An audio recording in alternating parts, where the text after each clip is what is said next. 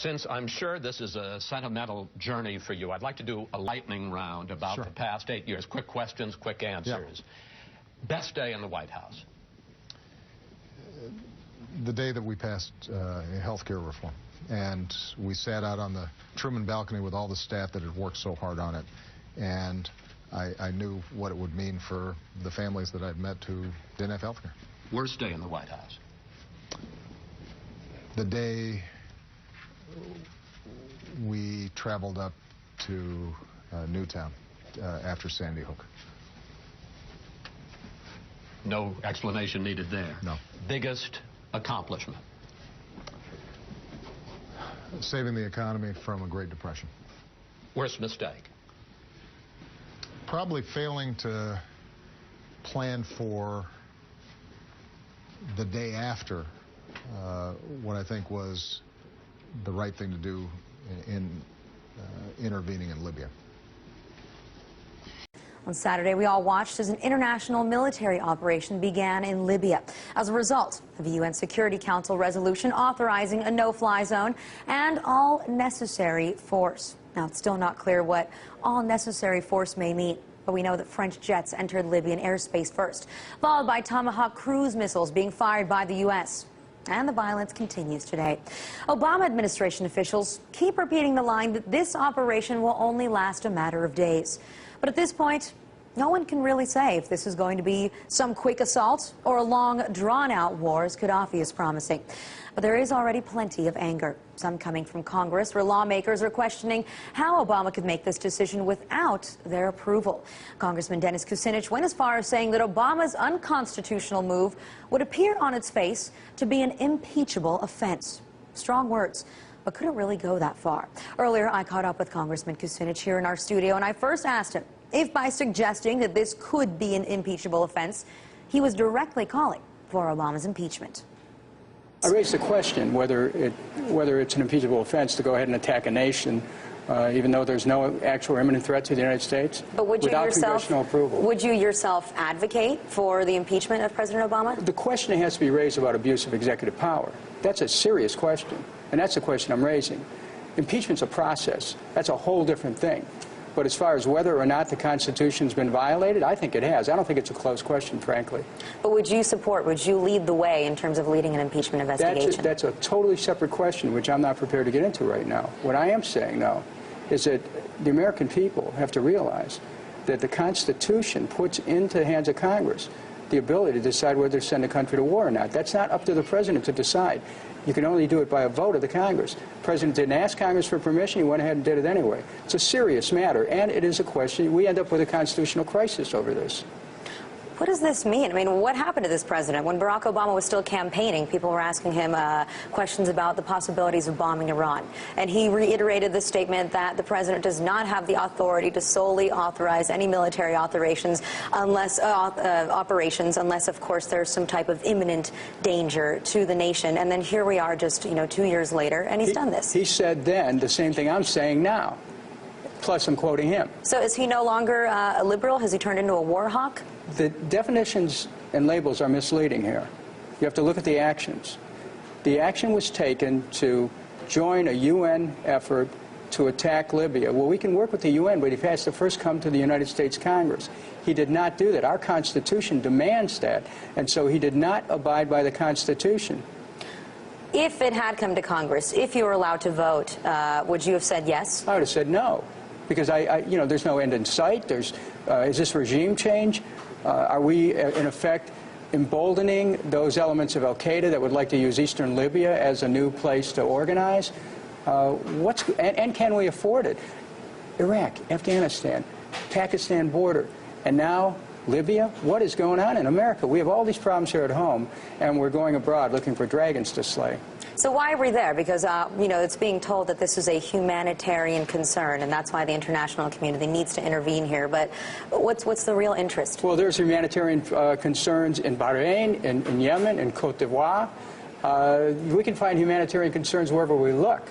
The question is, who are we helping here? Even Senator Lugar, in a meeting with the White House, came out of it saying he's not quite sure who we're trying to help. Are we intervening in a civil war? Is the object regime change? What is this about? And who's going to pay for it? Well, who do you think that we are helping, though? I mean, if there has to be some background issue we could end here. up strengthening Gaddafi when all's said and done. Because if they think they're going to dislodge him, that's going to be real interesting. The humanitarian crisis in Libya or anywhere is very sad. And it's very bad when countries have dictators running their affairs. But you know what? It is not the job of the United States to be the policeman of the world. And you saw a peaceful revolution in Egypt. You saw a peaceful revolution in Tunisia. The rebels took up arms, and things started to change very quickly. Now, some will say, well, they had to. Gaddafi was attacking them. This is one of those civil matters within a nation that I don't think it's up to the United States to resolve. Now, we've seen, you mentioned the fact that, of course, technically President Obama is supposed to seek congressional approval. How many presidents now have we seen, authorizing military operations without seeking any type of congressional approval? We've seen Reagan do it. We've seen Bush Sr. do it. We've seen Clinton do it. I feel like it's a never-ending line now. So, why shouldn't Obama be able to do it, too, if the rest aren't? Well, the Constitution is not irrelevant. If another president took action and wasn't called to an accounting by that Congress, that's a separate issue. But right now, here we are, right now, looking at an intervention in Libya that does not have congressional approval. I wasn't in those past Congresses where presidents took intervention. When I was in the Congress that President Clinton took intervention, we challenged him on an intervention, and effectively the clock ran out under the War Powers Act, and the president was not able to get continuing permission to go against Serbia. Now we're seeing, certain lawmakers like yourself, of course, questioning the president's actions. But then at the same time, we have a lot of lawmakers, perhaps on the right side, who are saying that the president didn't act soon enough, that he should have acted sooner, that we should have done this on our own. Who needs the UN? What do you say to that? The fact that these people don't care. There's never going to be any type of impeachment process because this is what they want. The reach for empire will destroy America. And that's it. Simple as that, isn't it? The reach for empire will destroy America. Congressman, are we now in another war? We keep being told repeatedly that this is an international operation, that the U.S. is going to step back from it in a couple of days. But is this a third war for America right now? It's a fourth front, because you have to count Pakistan. So here we are in a fourth front of a war without the representatives of the people having any say in it. It's a very dangerous moment in our democratic experience. So what I'm trying to do as a member of Congress who took an oath to defend the Constitution of the United States is to say, wait a minute, there's a process here which protects America from overreaching. And the president didn't abide by that process. And that's a huge problem. Now, you mentioned Pakistan. What about some of our operations in Yemen? Is that something that the president has ever sought for approval? Yemen as well. It's true. So wherever we go with our armed forces, we are in a situation where we're expanding the United States footprint, particularly in Muslim nations. There are multiple implications of that kind of interventionism that we will be experiencing the blowback from those interventions for many years to come. The world is being made a less safe place by this global war on terror that it called for international community to come together in a police action. It doesn't involve dropping bombs, but it's being smart and seeing, who is trying to foment violence against masses of people. But you don't bomb Libya in the name of saving Libya. Congressman, I want to thank you very much for joining us. And of course, we're all watching, and it seems as if so suddenly now America has gotten itself involved in yet another conflict and in yet another Muslim country overseas, like you said. And hopefully, well, I don't even know what to say as to how it's going to end. Thank you so much.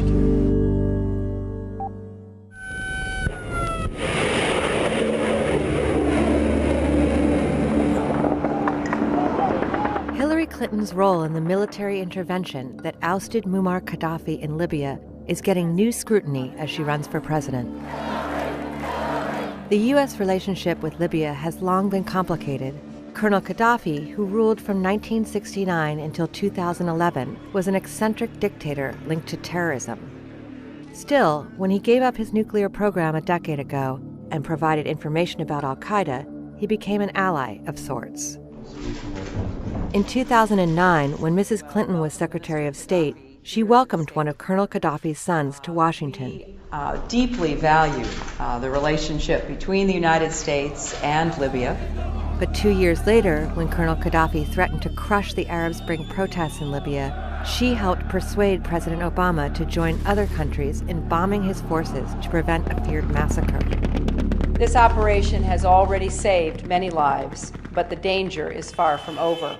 The military campaign ended up ousting Colonel Gaddafi, and Secretary Clinton was welcomed to Libya on a victory tour.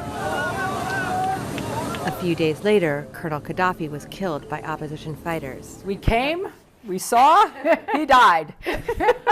But the new Western-backed government proved incapable of uniting Libya.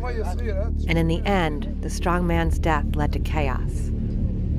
When 4 Americans were killed by terrorists in Benghazi in 2012, it revealed just how bad things had gotten.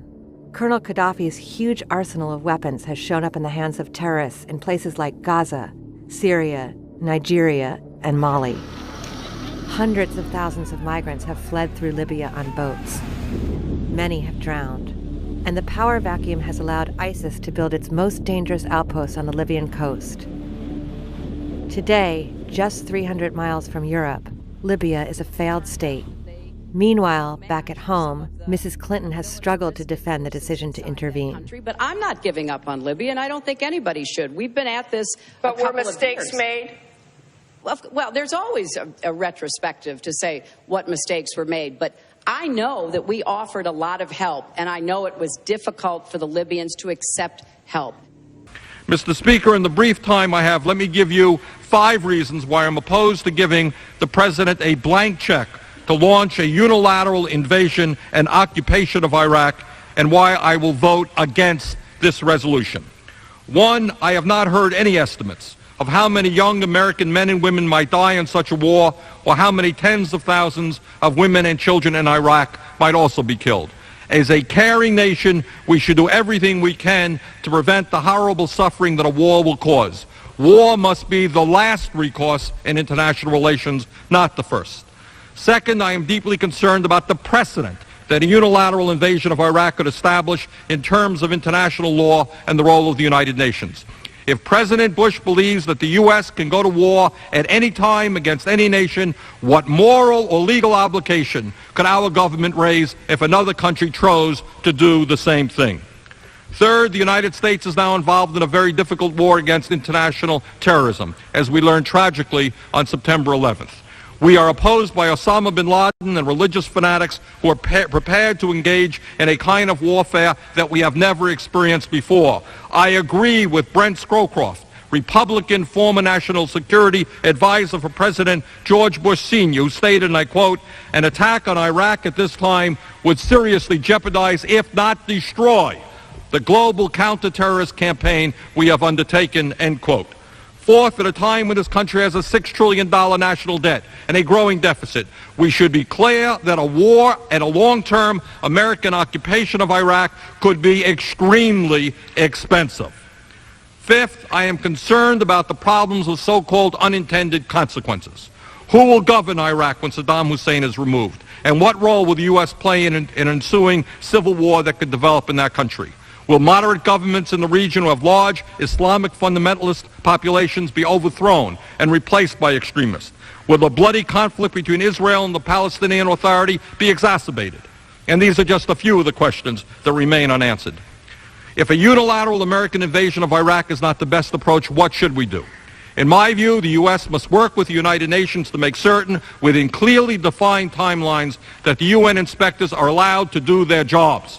These inspectors should undertake an unfettered search for Iraqi weapons of mass destruction and destroy them when found, pursuant to past UN resolutions.